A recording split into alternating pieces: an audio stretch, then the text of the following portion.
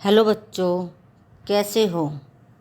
आज मैं आपको एनसीईआरटी की बुक बाल राम कथा का पहला चैप्टर करवाऊंगी, जिसका नाम है अवधपुरी में राम।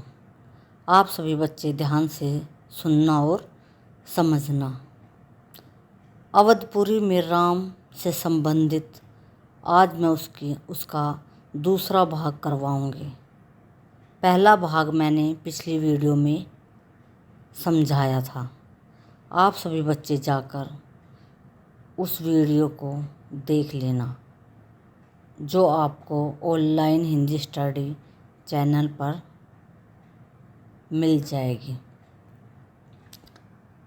तो बच्चों, शुरू करते हैं। अवधपुरी में राम।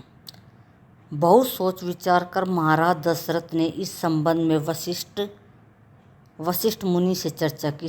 देखो बच्चों, किस संबंध में, मैं आपको एक एक शब्द का मीनिंग बताऊंगी। अगर आप ये चाहते हो कि मैं आपको शब्दों से संबंधित हर शब्द का अलग अच्छे से मीनिंग समझाऊं, तो इससे संबंधित मैं आपको अलग वीडियो भी बनाकर बना दूंगी। आप कमेंट्स में लिखकर ज़रूर भेजना।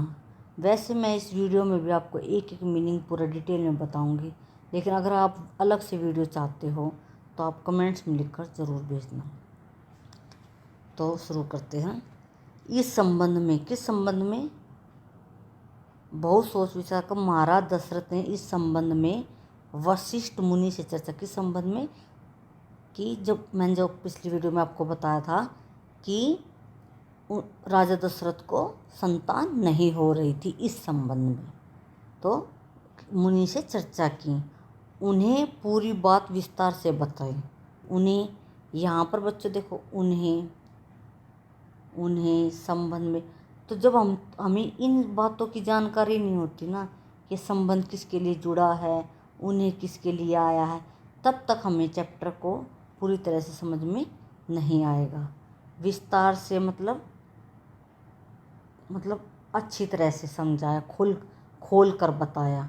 ठीक है, उत्तराधिकारी क्या होता है, ठीक है, सलाह दी। ठीक है, ये जितने भी मीनिंग है मैं आपको इस वीडियो में पूरा डिटेल में बताऊंगी। पूरी बात विस्तार से बताई, मतलब अच्छी तरह से बताई। रघुकुल के अगले उत्तराधिकारी के बारे में अपनी चिंता जताई। किसने चिंता जताई? राजा दशरथ ने, कि हमारे कोई भी संतान नहीं है, तो हमारे मरने के बाद ये जो राजपाट है इसको कौन संभालेगा।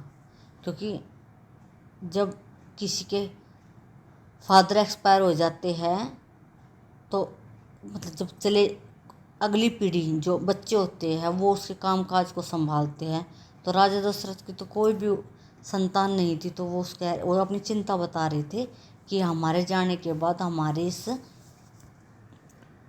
अवधपुरी में जो हमारा ये जो साम्राज्य है इसको कौन संभालेगा। ठीक है बच्चों, मुनि वशिष्ठ राजा दशरथ की चिंता समझते थे।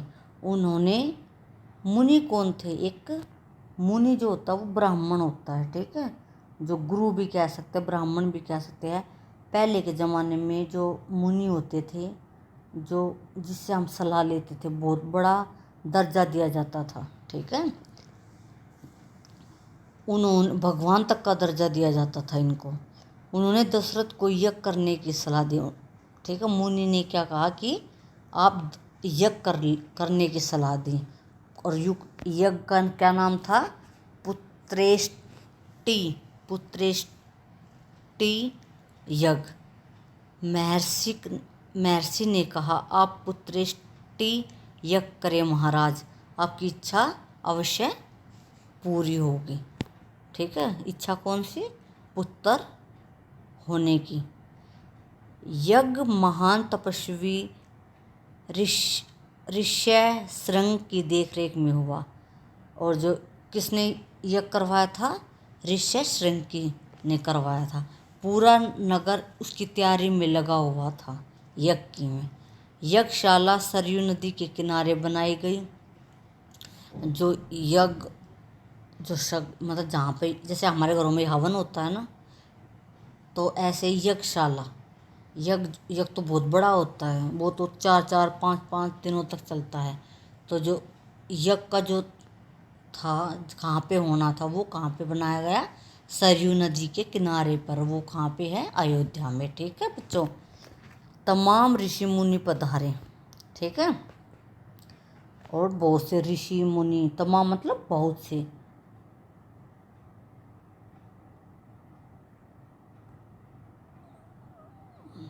तमाम तमाम मतलब बहुत सारे, बहुत सारे।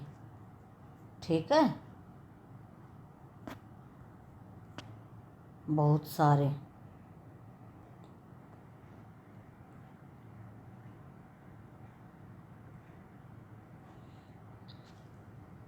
संग ध्वनि और मंत्रोच्चार के बीच एक एक कर सबने आहुति डाली। देख लो बच्चों, आपने अपने घर पे भी हवन देखा होगा, तो जितने भी जब संग ध्वनि हुई यज्ञ के समय और मंत्रोच्चारण के बीच में एक एक करने सबसे आहुति क्या होती है, आहुति होती है जैसे हवन को जब जो यज्ञ होता है उसकी जो अग्नि होती है, आग होती है, उसमें जो हम उस सामग्री को डालते हैं उसको आहुति बोलते हैं। ठीक है, अंतिम आहुति राजा दशरथ, और लास्ट में जितनी भी वो थी अंतिम किसने किसने डाली, राजा दशरथ की थी। यज्ञ पूरा हुआ। ठीक है बच्चों, यज्ञ पूरा हुआ। अग्नि के देवता ने महाराज दशरथ को आशीर्वाद दिया। कुछ समय बाद दशरथ की इच्छा पूरी हुई। तीनों रानियां पुत्रवती हुई। ठीक है, पुत्रवती मतलब तीनों रानियों को पुत्र हुए। पुत्रीवती यहाँ पे होता तो पुत्री हुई। ठीक है, पुत्रवती हुई यानी कि पुत्र हुए। महारानी कौशल्या ने राम को जन्म दिया चैत्र माह की नवमी के दिन। देखो यहाँ पे बच्चों, मैं आपको फिर से बता रही हूँ, आपको अगर इससे संबंधित मीनिंग से संबंधित वीडियो अगर समझना है तो मैं आपको अलग से वीडियो बनाकर भेज दूँगी, लेकिन आप कमेंट्स में लिखकर ज़रूर भेजना अगर आपको चाहिए तो। चैत्र क्या होता है, एक महीने का नाम है। जैसे अब जनवरी फरवरी जो होते हैं वो क्या है, वो अंग्रेजी नाम है। ठीक है, जनवरी फरवरी, लेकिन जो ये है फागुन चैत्र, ये जो होते हैं ये हिंदी कैलेंडर है। ठीक है बच्चों, हिंदी कैलेंडर है ये। रानी सुमित्रा के 2 पुत्र हुए। क्या क्या नाम था, लक्ष्मण और शत्रुघ्न। रानी कैकेयी के पुत्र का नाम भरत रखा गया। राजमहल में खुशी छा गई। नगर में बधाइयाँ बजने लगी, मंगल गीत गाए गए। हर ओर खुशी मतलब चारों, अयोध्या में चारों ओर खुशी ही खुशी। उत्सव जैसा दृश्य, जैसे ऐसे कि ऐसा लग रहा था जैसे कि कोई त्योहार हो। देखो बच्चों यहाँ पे उत्सव मतलब उत्सव का मतलब यहाँ पे क्या है कि जैसे कोई प्रोग्राम त्योहार जैसा लग रहा था। ठीक है, राजा दशरथ बहुत ही ज़्यादा खुश थे, प्रसन्न थे, मतलब बहुत ज़्यादा खुश थे। उनकी मनोकामना पूरी हुई। राजा प्रसन्न थे कि दशरथ की चिंता दूर हुई। प्रजा मतलब लोग, वहाँ के जो लोग थे वो बहुत ज़्यादा खुश थे कि जो दशरथ की जो चिंता थी वो दूर हो गई। नगर में बड़ा समारोह आयोजित किया गया। ठीक है, प्रोग्राम धूमधाम से आयोजन में दूर दूर से लोग आए। राजा दशरथ ने सबको पूरा सम्मान दिया, उन्हें कपड़े अनाज और धन देकर विदा किया। जैसे कि हमारे घरों में कोई प्रोग्राम होता है तो जो मेहमान आते हैं तो हम उनको गिफ्ट देते हैं ना, तो ऐसे ही चारों राजकुमार धीरे धीरे बड़े हुए। वे बहुत सुंदर थे। सुदर्शन होता है बच्चों, मतलब जो देखने में सु का मतलब अच्छा, देखने जैसे ऐसा लगता था जैसे उनको देखने से बहुत ही अच्छा लगता था। वे बहुत ही ज़्यादा सुंदर थे। खेलने निकलते तो लोग उन्हें देखते रह जाते। मतलब जैसे कोई बच्चा होता है ना, बहुत ही सुंदर गोल मटोल होता है, तो जिसको देखते ही रहते हैं कि बहुत सुंदर है, ऐसे आंखें उनसे हटती ही नहीं थी। चारों भाइयों में आपस में बहुत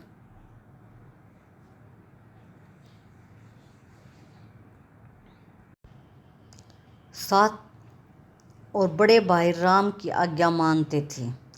खेल कूद में लक्ष्मण प्राय राम के साथ रहते। भरत और शत्रुघ्न की एक अलग जोड़ी थी। मतलब जो भरत और शत्रुघ्न एक खेलते थे और लक्ष्मण और राम इकट्ठे रहते थे, ठीक है। और बड़े होने पर राजकुमारों को शिक्षा दीक्षा के लिए भेजा गया। उन्होंने कुशल और अपनी विद्या में दक्ष गुरुजनों से ज्ञान अर्जित किया। देखो बच्चों, दक्ष का मतलब क्या होता है यहाँ पे? संपूर्ण, संपूर्ण, जिसको जिसको अपने विषय में पूर्ण रूप से जानकारी होती है, ठीक है। शास्त्रों का अध्ययन किया, शस्त्र विद्या सीखी। चारों राजकुमार कुशार बुद्धि थे, मतलब बहुत ही ज़्यादा इंटेलिजेंट थे, ठीक है। मतलब कते क्लियर थे, उनको जल्दी बात समझ में आ जाती थी। जल्द ही सब विद्याओं में पारंगत हो गई। पारंगत यहाँ पे क्या है बच्चों? मतलब जो भी उन्होंने विद्या ली थी उसमें वे सफल हो गए। क्या हो गए? सफल हो गए। मतलब उन्होंने वो चीज़ सारी ग्रहण कर ली, ठीक है। राम इसमें सर्वोपरि थे। उनमें कई अन्य गुण भी थे, विवेक, शालीनता और न्यायप्रियता, ठीक है। विवेक का मतलब यहाँ पे क्या है? विवेक का मतलब ज्ञान, ठीक है। ज्ञानी थे। उनमें शालीनता था, मतलब गुस्सा नहीं करते थे। वे सबके साथ न्याय करते थे। राजा दशरथ को राम सबसे अधिक प्रिय थे। ज्येष्ठ ज्येष्ठ पुत्र, सॉरी बच्चों, ज्येष्ठ पुत्र होने के कारण, ज्येष्ठ क्या होता है? सबसे बड़ा, सबसे बड़ा, सबसे बड़ा। परिवार में भी हो सकता है वो सबसे बड़ा, भाइयों में सबसे बड़ा, ठीक है। भाइयों में सबसे बड़ा, बहनों में सबसे बड़ा, ठीक है, ऐसे। और इन मानवीय गुणों के कारण भी, और ये नहीं है कि वो उम्र में ही बड़े थे, उसके गुणों में भी वो बड़े थे। आया बच्चों समझ में? राजकुमार कुछ और बड़े हुए, विवाह योग्य। नगर में इसकी चर्चा होने लगी। महाराज दशरथ भी ऐसा ही चाहते थे। अपनी संतानों के लिए सुयोग्य वधुएं, मतलब बहुवें, ठीक है। सुयोग्य, जो मतलब योग्य हो उनके, जैसे वे इंटेलिजेंट थे तो वैसे ही चाहते थे। परिजनों में चर्चा पहले से ही हो रही थी। बाद में पुरोहितों को भी इसमें शामिल कर लिया गया। अयोध्या का राजमहल, एक दिन ऐसी ही चर्चा चल रही थी, गहन मंत्रणा। तभी एक द्वारपाल घबराया हुआ अंदर आया। उसने सूचना दी कि महर्षि विश्वामित्र पधारे हैं। मतलब गहन मंत्रणा मतलब विवाह के बारे में। और तभी वहाँ पर कौन आ गया? महर्षि विश्वामित्र पधारे। महाराज दशरथ तत्काल मतलब तभी अपना आसन छोड़कर, आसन मतलब वहाँ से उठकर खड़े हो गए, द्वार की ओर बढ़े। महर्षि की अगवानी की, मतलब महर्षि जो थे उनको लेके आए, वहाँ पे गए और वहाँ से उनको लेके आए। उन्हें लेकर दरबार में आए। विश्वामित्र को ऊंचा आसन दिया गया, ठीक है। जो देखो बच्चों, जो ये जो कथा है वो बहुत साल पुरानी है, कम से कम 2000 साल पहले की बात है। तो पहले जो महर्षि थे, मुनि थे, ब्राह्मण थे, उनका बहुत ही आदर सत्कार किया जाता, उनको ईश्वर के समान माना जाता था। तो ये नहीं है कि वहाँ पे वे खुद उनको रिस्पेक्ट के साथ लेके आया जाता था। ठीक है बच्चों। विश्वामित्र कभी सोम राजा थे, बहुत बड़े और बलशाली। बाद में अपना राजपाट छोड़ दिया, मतलब वे भी एक राजा थे लेकिन उन्होंने सब कुछ छोड़ दिया, संन्यास ले लिया। संन्यास लेना क्या होता है बच्चों? जैसे कि घर परिवार को छोड़ देना, मतलब ना घर को छोड़ देना, बच्चों को छोड़ देना, परिवार को छोड़ देना, बस अब संन्यास ले लिया, मेरे को अब अकेले रहना है और समाज के लिए काम करना है। मुझे किसी से कोई मेरे को मोह नहीं है किसी से, कि मेरे को किसी प्रकार की चिंता नहीं, मेरे को ये करना है वो करना है। ठीक है। जंगल चले गए, वहीं उन्होंने अपना आश्रम बनाया। उसे उन्होंने सिद्धाश्रम नाम दिया। ठीक है बच्चों। महर्षि के स्वागत सत्कार के बाद राजा दशरथ ने कहा, महर्षि आज्ञा दे, मैं आपकी क्या सेवा कर सकता हूँ? आप अपने मन की बात कहिए, आपकी आज्ञा का पूरी तरह पालन होगा। तो महर्षि जो राजा दशरथ थे वो कहने लगे कि आप आज्ञा दीजिए, आप बताइए अपनी बात, आप किस चीज़ के लिए आए हो? ठीक है, आपकी बात का सारा पालन होगा। राजन, मैं जो मांगने जा रहा हूँ उसे देना आपके लिए कठिन होगा। और राजन यहाँ पे कौन है? राजा दशरथ। आप आज्ञा दीजिए महर्षि, मैं उन्हें पूरा करने के लिए तत्पर हूँ, मतलब तैयार हूँ। ठीक है, बिल्कुल नहीं हिचकूँगा।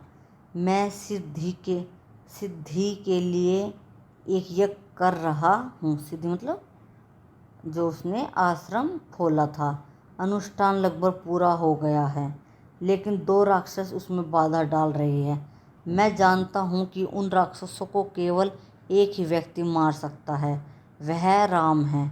आप अपने ज्येष्ठ पुत्र को मुझे दे ताकि यज्ञ पूरा हो, विश्वामित्र ने कहा। ठीक है, वो क्या कह रहे थे कि मैं अपना एक वो आश्रम है जो वहाँ पर यज्ञ कर रहा हूँ, लेकिन उसमें जो राक्षस है वो बाधा डाल रहे हैं और उनको सिर्फ राम ही मार सकता है।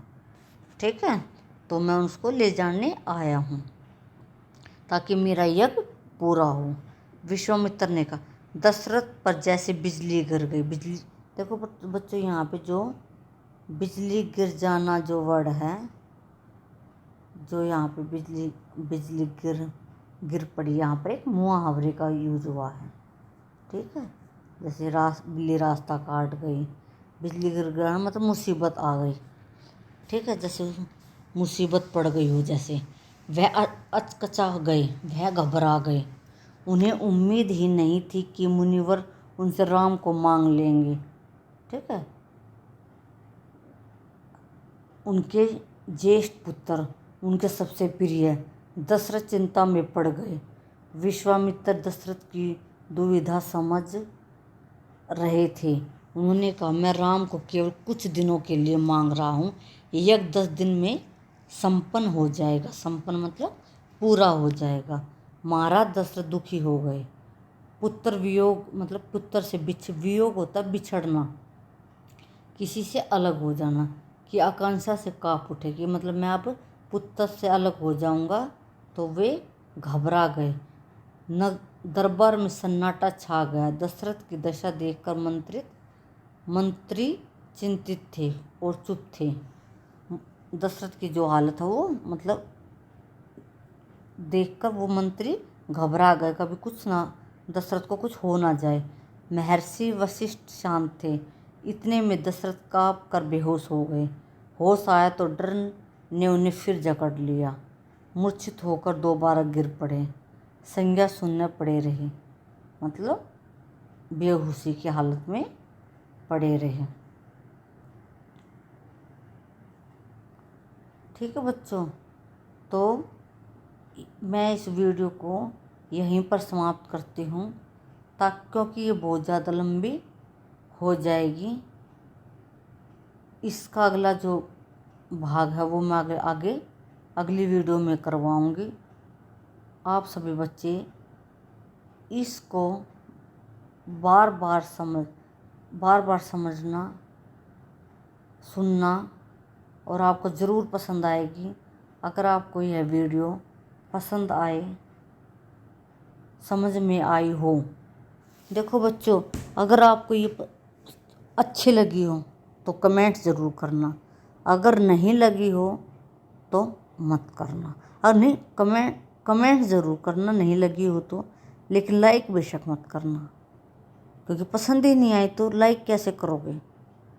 ठीक है, तो पसंद आए या ना आए, लेकिन कमेंट्स में लिख कर ज़रूर भेजना, ताकि मेरे को ये पता चल सके कि मैंने क्या गलती की है और मैं अगली वीडियो में वो गलती ना कर सकूं। तो अगर इससे संबंधित आपको किसी भी प्रकार की जानकारी चाहिए तो आप कमेंट्स में लिख कर भेजना, और मीनिंग की जितने भी शब्द हैं उनके मीनिंग चाहिए कि वीडियो अलग से चाहिए तो आप वो भी कमेंट्स में लिख कर भेजना। अगर आपको बच्चों वीडियो अच्छी लगी हो तो सब्सक्राइब करना ना भूलें, ताकि मैं आपको अगली वीडियो जल्द से जल्द बनाकर दे सकूं। धन्यवाद बच्चों।